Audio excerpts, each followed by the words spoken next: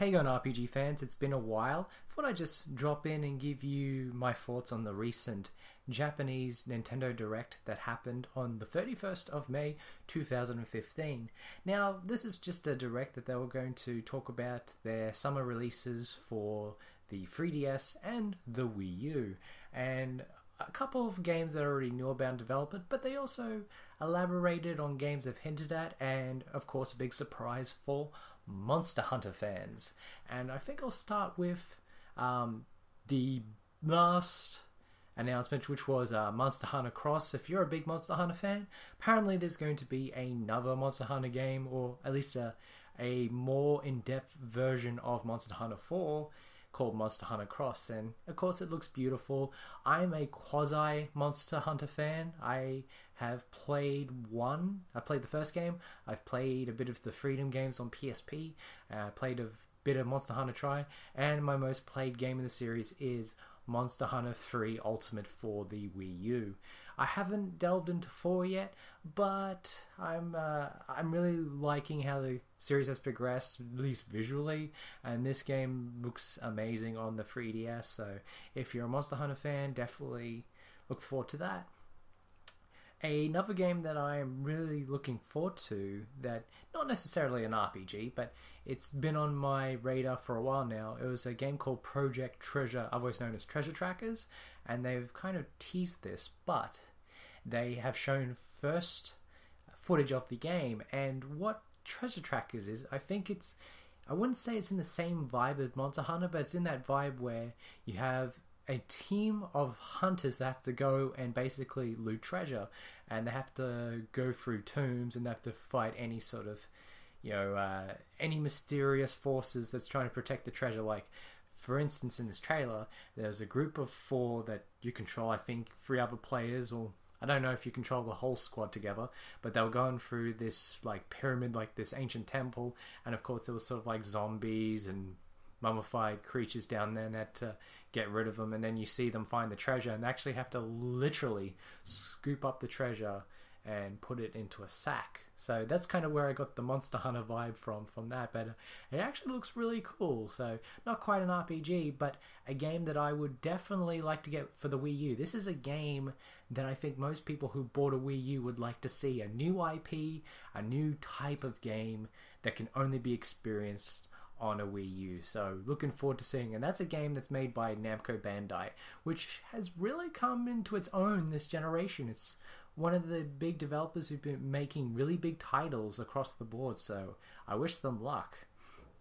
Now we get into the 2 biggest games that was talked about in the Direct, and the first one is a game that I've talked about at great length. If you have listened to my new podcast, I wanted to do a video announcing this, but I've got a new podcast called Saturday Mornings with Trustler and Mac, where I do a recap of the news with my good friend Murugaru553, and we just talk about the news, and then we have a topic to discuss at the end. One game that we have been both discussing at great length is Fire Emblem If, and Fire Emblem If is, I would say, less than a month away for release in Japan, and it's definitely one of the biggest games that's going to be released on the Nintendo 3DS. In the Nintendo Direct, they showcase a new feature called My Castle, where you get to create your own base, so to speak, and it is fantastic. And what really blew me away is that your character moves about this base in a very old school RPG style, which is very interesting for a Fire Emblem game, because Fire Emblem is usually a game that's focused on the strategy element of the battles, and anything outside of that is sort of taken care of in a menu-based system, especially games like Fire Emblem Awakening, Fire Emblem Path of Radiance, and Radiant Dawn. If you need to do any sort of management before the battle, it's done with just quick menus at the base. But it looks like in Fire Emblem If you get to walk around the bases. It kind of reminds me of Shining Force in a way, how that is done.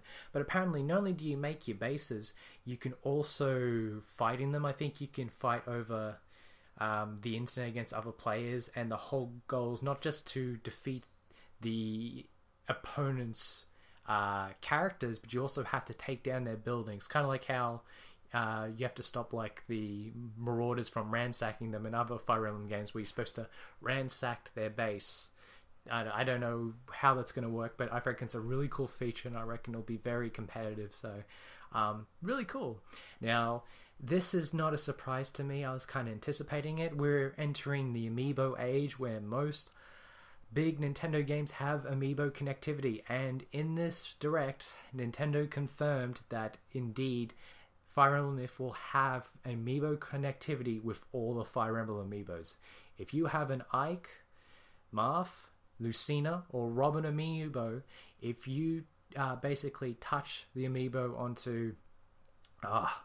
I'm getting tongue-tied here. They have those little sort of Meebo readers, or that little Amiibo sort of reader on the new 3DS. Basically, if you use your Amiibos, you get to unlock those characters in Fire Emblem Myth and use them, which is a nice touch for fans. If you're a big fan of Marth or Ike or Lucina or Robin, you get to use them in battle, which is pretty cool. So, and I already own Marth and Ike, so I've got them down covered, which is awesome. So, really cool. I'm really looking forward to Fire Emblem Myth, and I'm looking forward to seeing how it changes things. Because the thing about Fire Emblem Myth for me is it looks like it changes a lot with the Fire Emblem formula. So I'm looking forward to seeing if it's done it for the better, and I do have high hopes. So I'm looking forward to that. The last game I want to talk about at the Direct, and I have a soft spot for this game. This is my favorite game of... I'm not good with generation numbers. You know, I call generations of gaming like, you know, the 16-bit generation, the 32-bit generation, but they all have specific sort of rankings or something.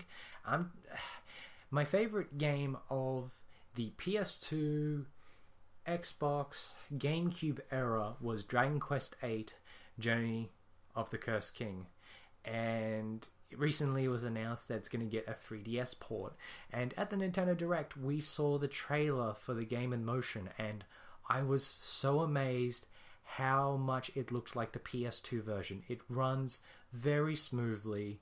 For the Japanese version at least, it's going to have the symphonic soundtrack, because the Japanese version did not have the symphonic soundtrack. That was sort of a plus that we got in America and Europe.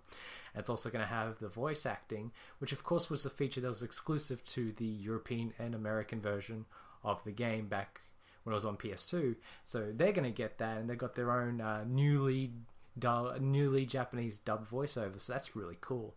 The biggest feature though for me to play this game again is that both the two characters, Red or Rouge, and Mori, owner of the Monster Arena, are going to be the 5th and 6th playable character for this version only, and that is amazing because I love those two characters in the game story wise. So the fact I get to play as them in the battles and you know roam around with them on the fields, I'm really excited. This is going to change things up, as well as the exclusive new story scenes that are going to detail the past of the main hero and the nefarious Dulmagus.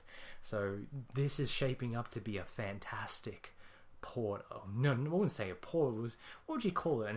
A greatly enhanced port of what was probably the best game of that era, or at least the best RPG for me. So I'm really happy. I think that this game has a better chance of getting localized because the voice acting's there, the script of the game's there. They would pretty much have to just localize and translate all the new scenes and maybe some other TLC that we don't know of yet, but I would think that would be an easy sell because if memory serves me correctly, that game sold extremely well outside of Japan when it was released on the PS2. I think it was one of the best-selling games on the PS2, so I wouldn't be surprised if Square Enix announces that for localization, which is it's bittersweet because I was one of those people that bought a 3DS in the hopes of playing Dragon Quest VII, and I'm still praying, Square Enix. I would do anything to play Dragon Quest VII. Maybe I'll have to bite the bullet and play the PS1 version, but I'd much rather play the 3DS version. But anyways, despite what will happen, I really hope that everyone can play the 3DS version of Dragon Quest VIII, Journey of the Cursed King, and I do not hesitate when I'm saying that's one of the greatest RPGs ever made. Everyone needs to experience it. So that's it for this video. I hope you enjoyed it. Usually this is where I promise to make a new video, but I'm not going to do that because whenever I do that, it never happens. So I'm just going to leave it up in the air, and maybe you will eventually see new videos from me eventually. But until next time, I should say, take care everyone, and thank you for listening.